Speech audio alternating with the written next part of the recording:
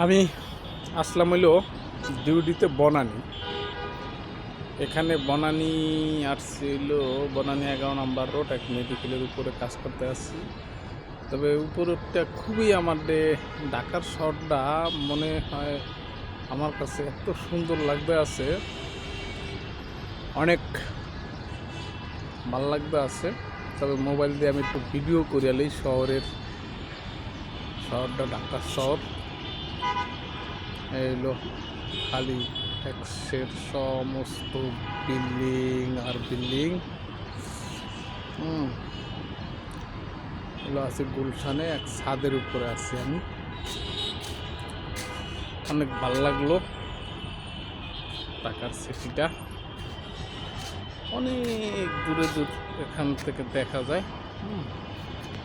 ওই নিচে আছে রোডটা, এই রোড